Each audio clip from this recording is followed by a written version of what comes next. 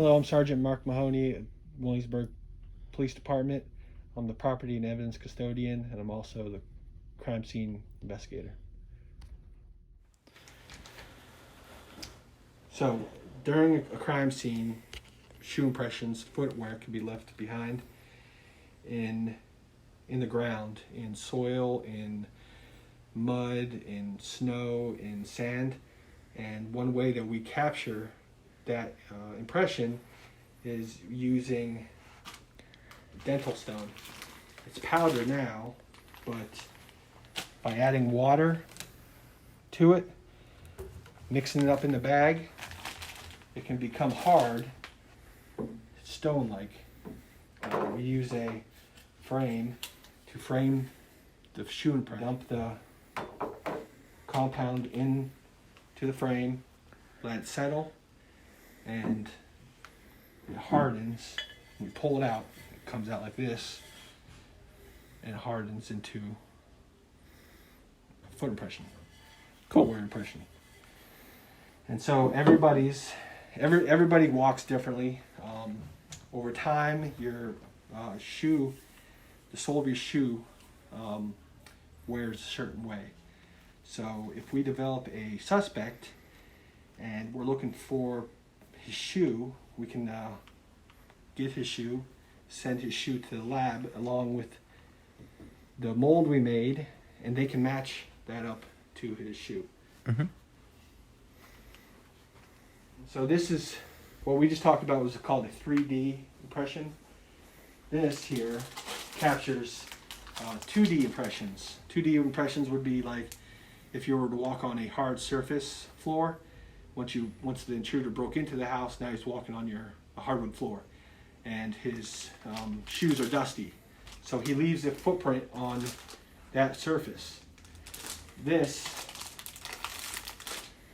can lift that dust impression off the floor, and leaves a pattern just like that. You can lift it directly off and it'll save that pattern.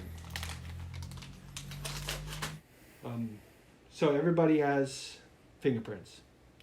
No two individuals on Earth have the same fingerprints. Even identical twins have different fingerprints. And the fingerprints are the ridges on your hands. When you touch something, you leave a fingerprint behind. It's made up of oils from your skin, the dirt you collect every day. So when a bad guy breaks into your house, touches your things, touches the windowsill, touches the window, he is leaving his fingerprints behind. So when the police come in and the crime scene investigator comes in to figure out where his fingerprints are at. So he's going to dust the areas he thinks the bad guy touched. So he has the brush and he's going to dust.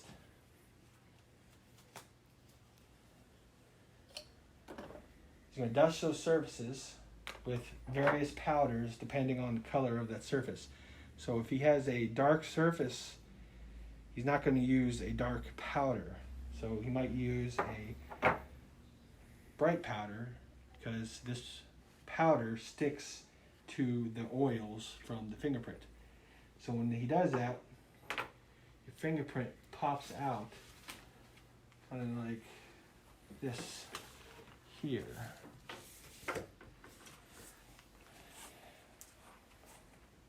And if you just look at your own fingerprint, you can see how each one's different, and they're called whorls, loops.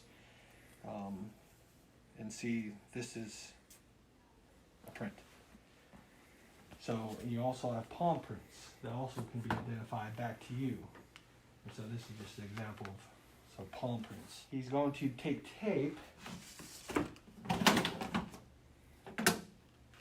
He tapes over the print very gently. He pulls the print off and he puts it on one of these cards, depending on how big the print was. And he puts it on one of the cards on the back.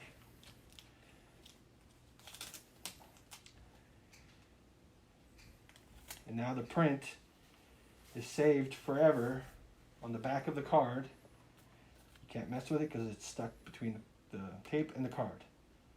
So you got it on the back, and there he puts all the information, draws a diagram where he lifted it from. Then he sends this card off to the state lab in Richmond, and that's where they enter the print into a system called AFIS. It's called the Automated Fingerprint Identification System, and there they do a search for it with all the other bad guys that were fingerprinted and see if there's a match. It is going to be bullet hole examination kit. This is to determine whether or not a bullet hole is in fact a bullet hole when it enters a structure. Not for human bodies, just for inanimate objects. Wall, yes, wall. So this is for a lead bullet and also for copper. Copper bullets are very common. Majority of the time, it's going to be a lead bullet. So you got your lead reagent. You got to test it with. It's all very science class chemical. And then you have a filter paper. You really got to follow the directions every time I do it. I have to follow the directions every time. I don't even remember half the time.